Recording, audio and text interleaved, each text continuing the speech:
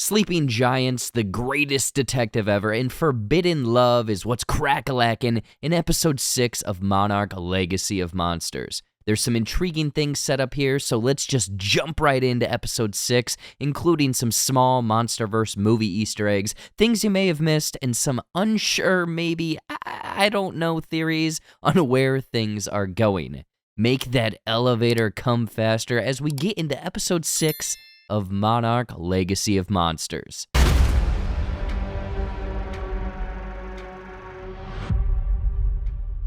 Kicking things off, Shaw and Keiko have to kiss ass to continue their monster hunting shenanigans by attending the 1955 summer ball, Bali Ha, which is actually a nice hint to their trip to Monster Island later in this episode, with Bali Ha referring to a mystical island visible on the horizon but not reachable, aka Monster Island in this case. Anyway, Keiko unfortunately deals with the usual case of racism, with Shaw allowing it to happen. The two are clearly in lust with one another, wanting to go up and smash in the hotel later, but they're an unconventional couple at this time with all of the other whiteys around looking.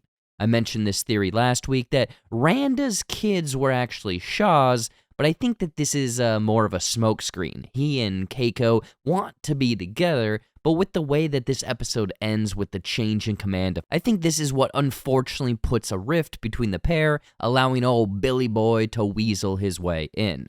Before they head off to Monarch HQ, Keiko is wary of the other generals hanging around Puckett, claiming that they want to seize Monarch's intel and send one of the Titans over to the Red Square. The Red Square is one of the largest squares in Moscow, and this all kind of makes sense because of the Cold War with the Russians at this time. Randa fills them in that he's received significant isotopic signature readings similar to that of the Ion Dragon back in the Philippines in episode 2 that sends Keiko and Randa on the field trip to Hataruma Island, aka Monster Island. On to Hataruma Island, which is a real place, the southernmost tip of Japan, as they also refer to it again as Monster Island. Now this ties in with pre-existing Godzilla lore, first making its appearance in 1969's Nice. All Monsters Attack, where Godzilla lives along with a handful of other titans. Spoilers, because this is in fact true, as the big ol' lizard boy shows his face later in this episode. Randa and Keiko head over specifically for the isotopic readings, but also meet with Dr. Suzuki, who has created a makeshift gamma radiation simulator to call and response with whatever monsters may be out there. Now, a couple of very interesting things are here. First of which is Dr. Suzuki. Now, this could be referring to either Kenji Suzuki, who was a special effects director on a handful of Toho films over the years, or it could be a nod to Hiro Suzuki, the parliamentarian in the 1954 Godzilla film. Let me know in the comments which one you think it is, because I didn't know which one exactly. The second thing is the gamma radiation simulator that Suzuki built. This is said to be both something that can attract Titans and be used as a telephone to communicate with them. This one is unfortunately destroyed by Godzilla. The guy just wants some R&R. While in present day, it looks like Hiroshi is using a similar device, a little bit more compact, to communicate the same way. Now, I'm saying all of this tech and research later becomes the Orca device that plays a major role in Godzilla King of the Monsters. It's a device that picks up Titan frequencies and allows them to communicate with them, so yeah, no doubt a connection to that movie as it takes place 4 years later in 2019.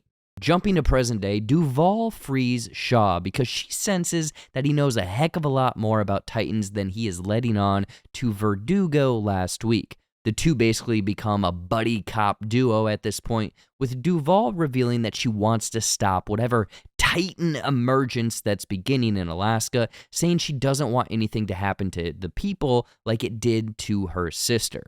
Now, her sister was working in Janjiro, Japan, which is where the same power plant meltdown happens with Bryan Cranston's character in the 2014 Godzilla movie. Now, it's not specified exactly that Duvall's sister worked at this plant, but the nuclear fallout was no doubt a result of her death. As Duvall and Shaw link up with the other three on their trip to the Algerian desert, Tim and Verdugo are basically Sherlock Holmes and Watson, somehow unrealistically really able to remap the satellite map of Hiroshi's and pinpoint the points of interest that Hiroshi had been focusing on. While doing this, we learned that Hiroshi was working for Monarch, but was let go because he had been moving satellites to take pictures of Earth, specifically where gamma radiation spikes were. So he no doubt was looking for Monarch Titan locations, or, the fabled Captain America stuck in ice scene from The Incredible Hulk. Remember that? That was a weird time. Anyway, Tim is able to use Batman's detective vision and map out exactly what Hiroshi was looking at, mentioning radiation sites in Central Asia, which later becomes Outpost 66 with Titanus Amulek, an area near Vietnam or Cambodia, which is Outpost 92 with Titanus Typhoon Lagoon, and the third is the Algerian desert, like we had predicted last week, which the whole gang goes to. Last week, we had theorized that this would reveal Outpost 68 and Titanus Baphomet, which, according to the map in Godzilla King of the Monsters, this is his future site. However, instead, Hiroshi is in the desert using a new and improved gamma radiation simulator, awakening Godzilla, who had just been baking in the sun and heat of the desert after the events in San Francisco.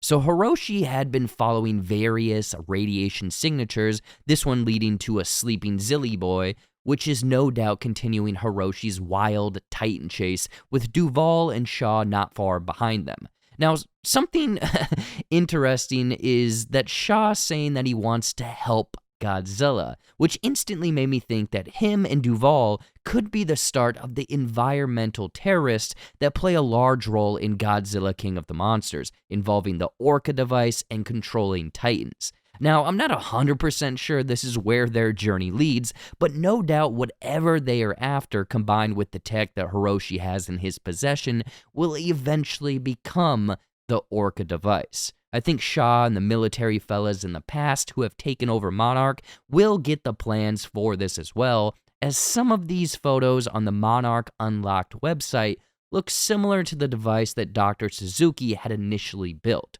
Things end with Kate falling in love with Godzilla, no more PTSD, but Kentaro and her learn of May's betrayal and her plans to get back to whatever normal life she may have.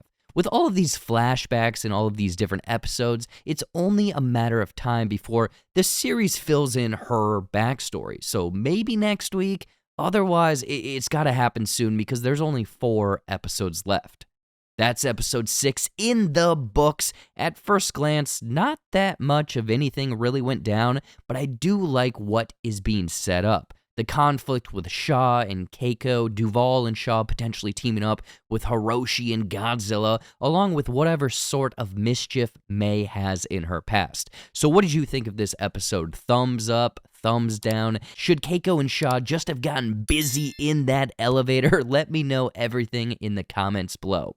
Our giveaway competitions are starting up again, as we'll be giving away 3 random 2023 Blu-ray movies on the 15th of December, and all you gotta do to get a chance of winning this is like this video, make sure to subscribe with notifications on, and drop a comment below with your thoughts on Monarch. We pick the comments at random, and the winners will be listed on screen in December. And if you haven't, please check out all of my other social media accounts for my Shorts and Clips YouTube channel, TikTok, Instagram, Facebook, and new Retro Rewind channel in the description. We'll be back next week with episode 7. The holidays are going to be very busy, so thank you for everything. Enjoy your time off. You're the bestest. Truly, the support is amazing.